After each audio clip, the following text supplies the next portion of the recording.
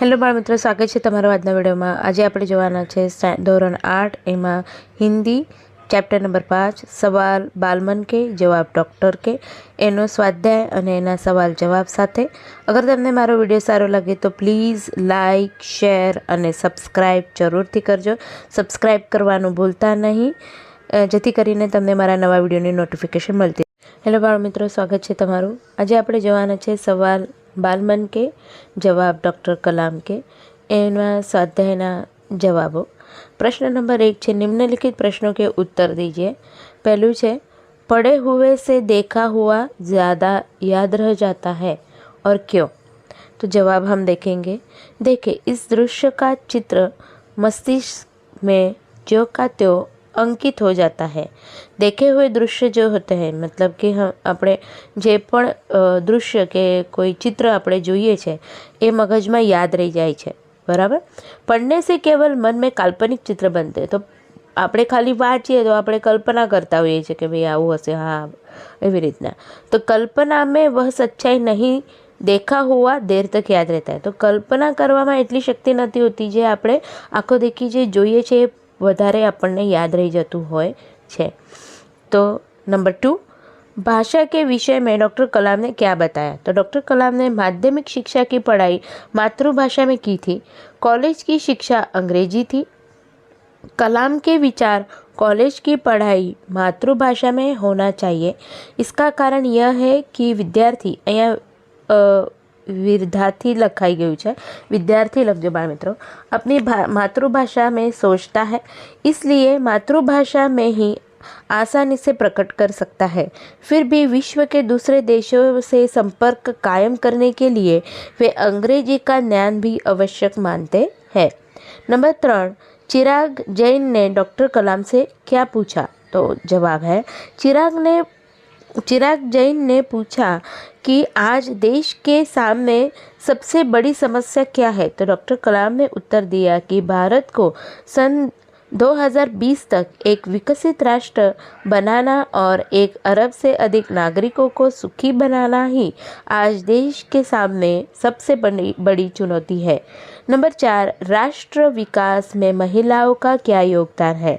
तो जवाब है, राष्ट्र विकास में शैक्षणिक और औद्योगिक प्रवृत्तियों में आज महिलाएं सब में हिस्सा ले रही है।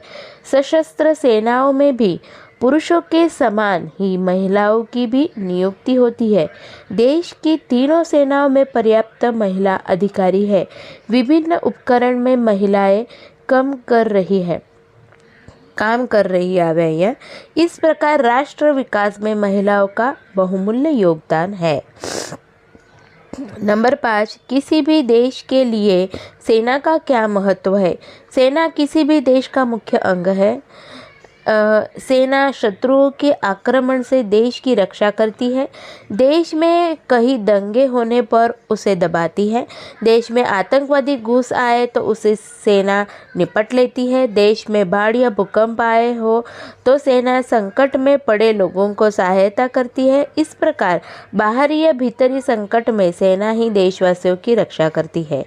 उसके बाद प्रश्न नंबर 2 है, मुहावरों का अर्थ देकर वाक्यों में प्रयोग कीजिए। पहला है, जी तोड़ मेहनत करना। तो जवाब है, बहुत मेहनत करना। उसके ऊपर वाक्य बनाया, ये धंधा जमाने के लिए पिताजी ने जी तोड़ मेहनत की। दूसरा है, महारत हासिल करना। तो उसका अर्थ है योग्यता प्राप्त करना। उसके ऊपर वाक्य बनाया है, हमें हर एक मुसीबतों को जीतने में आवश्यक महारत हासिल कर लेनी चाहिए, लेनी चाहिए। रूपरेखा के आधार पर कहानी लिखिए। तो यहाँ पे लिखा है कि एक ब्राह्मण स्त्री, नेवला पालना, पानी भरने को बाहर जाना, लौटने पर नेवले का खून से लथपथ मुंह देखना, बच्चे को जिंदा पाना, प्यासा हो एक मरा हुआ सांप पाना, पछतावा और सीख। तो हम ये स्टोरी देखेंगे। अविचार का परिणाम।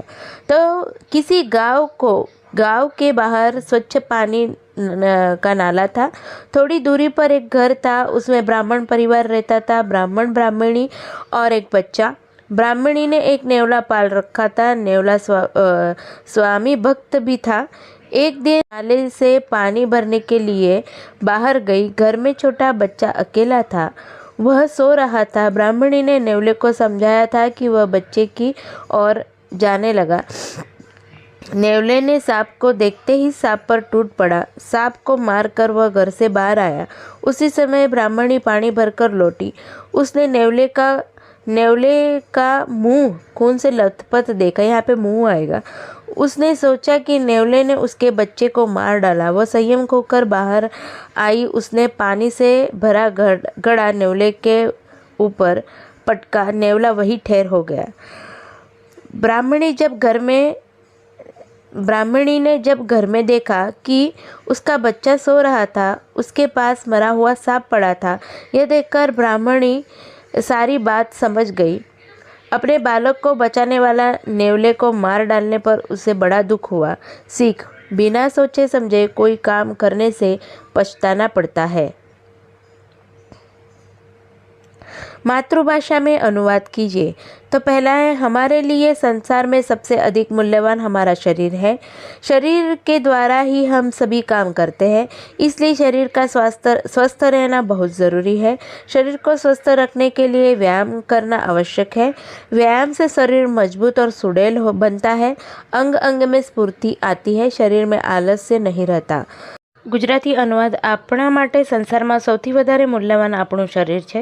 શરીર દ્વારા જ આપણે બધા કામ કરીએ છીએ, માટે શરીર સ્વચ્છ નહીં સ્વસ્થ જોઈએ રહે તો ખૂબ જરૂરી છે. શરીરને સ્વસ્થ રાખવા માટે કસરત કરવી જરૂરી છે. કસરતથી શરીર મજબૂત અને સુડોળ બને છે. દરેક અંગમાં સ્ફૂર્તિ આવે છે. શરીરમાં આળસ રહેતો નથી. અગર તમને મારો વિડીયો સારો લાગે તો પ્લીઝ લાઇક અને સબસ્ક્રાઈબ જરૂરથી કરજો. Thank you.